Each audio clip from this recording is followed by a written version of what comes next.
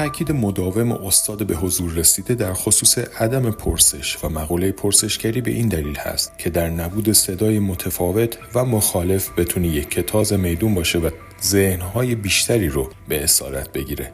اسارت ذهن مشکلی است که قرن‌هاست گریبان بسیاری از ما رو گرفته و با توجه به موجی که در اطرافمون راه میفته اغلب توجه ما جلب میشه و ممکنه در ابتدا تصور کنیم ما هم باید به این موج بگرویم تا جا نمونیم. سردمداران این موج سواری ها هم همونهایی هستن که میخوان ذهنها رو به اسارت خودشون در بیارن. عده‌ای از مردمی که برای رسیدن به آرامشی معنوی از آخوندهای شیعه ناامید شدن، با نظر به فردی که کراوات زده و از آمریکا برنامه اجرا میکنه توجهشون جلب میشه و با تصور اینکه چون ظاهر این فرد متفاوت هست بنابراین احتمالاً دانش و گفته های او هم کاملا متفاوت و در جهت سعادت واقعی انسان هاست به او متمایل میشن.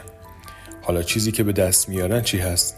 قصه گویی رو تصور کنید که به بچه ها میگه چشم هاتون رو ببندین تا واسهتون قصه بگم و بعد شروع میکنه آروم آروم بچه ها رو در خیالات به پرواز در میاره.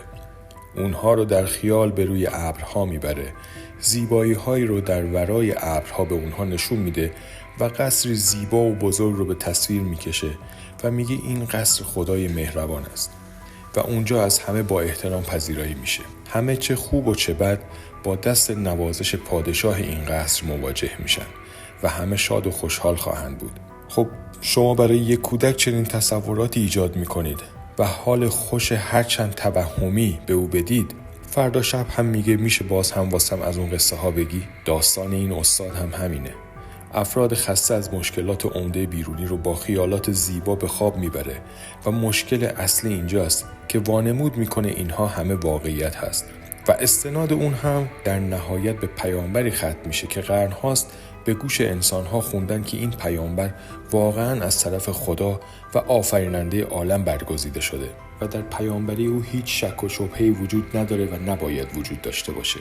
هر کس بخواد در اصل موضوع و پیامبری او شک کنه چنان به خطا رفته که کلاً باید با خوشبختی و سعادت خداحافظی کنه.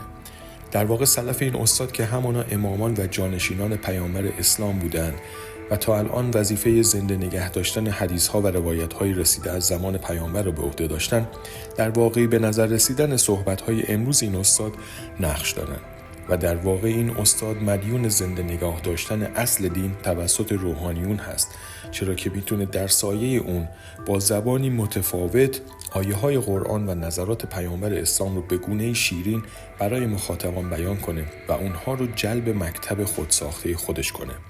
برای همین به هیچ عنوان مایل نیست کسی سوالی بپرسه و صدای مخالف رو بشنوه. نه تنها صاحب نظران نظری در رد و مخالفت با او بیان نکنن که هر یک از مریدانش هم در ذهنشون هیچ سوالی از او نپرسن و هیچ گونه شک به دل راه ندهن. برای زشت جلوه دادن سوال و شک هم واژه من ذهنی درست کرده و این واژه رو به پسترین و زشترین حالت ممکن تقلیل داده و در نظر مخاطبان چنین وانمود کرده که هر کس دچار چنین منهای ذهنی بشه از پلیدترین افراد هست. در واقع قصد داره تا با مسخ کردن انسانها و به اسارت گرفتن ذهن اونها هر آنچه مقبول خودش هست در ذهنها انباشته کنه.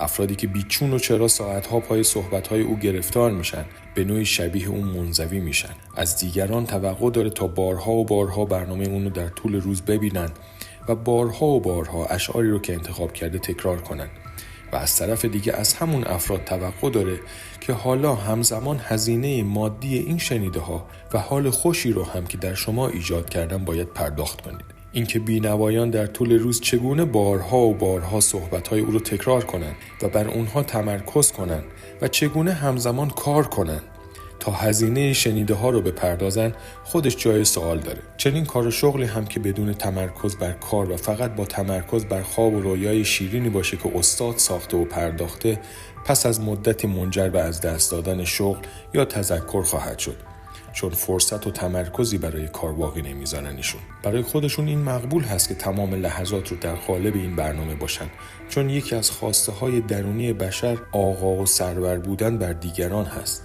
اینکه بنشینه و برای دیگران نطق کنه و روزه بخونه، دیگران هم محو او بشوند و بی غیر و شر صحبت‌ها و مطالب او رو به دیده منت بپذیرند و به چشم بکشند. این حالت میتونه در نبود هر گونه صدای مخالفی گسترش و بسط پیدا کنه. چنین حالتی برای استاد بسیار خوشایند هست. همزمان انسان‌هایی رو در مقابل خودش میبینه که بی قید و شرط او رو و بیانات او رو میپذیرن و مدح و ثنای او رو میگن. همزمان داشته‌های مادی خودشون رو هم به پای او میریزن. این صحبت‌ها کم کم داره آشنا به نظر میاد. مخاطبانی خالص، مدح و ثناگو، تأمین کننده مالی و مادی استاد انسان رو به یاد دیکتاتورهایی در دنیا میندازه، چه در حال حاضر و چه در گذشته‌های دور و نزدیک. این خصلت در درون انسان‌ها هست. عده‌ای میتونن بر این خصلت غلبه کنن و میدونن که ارزش و احترام انسان‌ها بیش از اون هست که بخوایم اونها رو تحت نفوذ زبان و کلام خودمون در بیاریم. عده‌ای هم ناخواسته و آروم آروم پس از چشیدن طعم اسیر گرفتن ذهن دیگران قدرت ترک این رفتار رو ندارن. در این وسط باید افرادی باشن که وقت بذارن تا نظر خودشون رو اعلام کنن، بلکه هم نوعانشون فرصت‌های بیشتری برای اندیشیدن داشته باشن و راحت‌تر بتونن تصمیم بگیرن، چرا که ایشون فرصتی رو برای بیان و ابراز عقیده در مجموعه کانال‌های خودشون نمیدن. از چنین رفتارهایی در بین افراد و گروه‌هایی در دنیا میشه به خصلت خودخواهی و زیادخواهی اونها پی برد. جوانانی که دنبال حقیقت هستن و میخوان تا در عمر چند روزه دنیا به سایر هم نوعان خودشون کمک کنن، باید بیشتر به این گونه موارد توجه کنن. صحبت و مطلب زیاد هست که در آینده نزدیک باز هم با شما در میان خواهم گذاشت. تا آن زمان بدرود.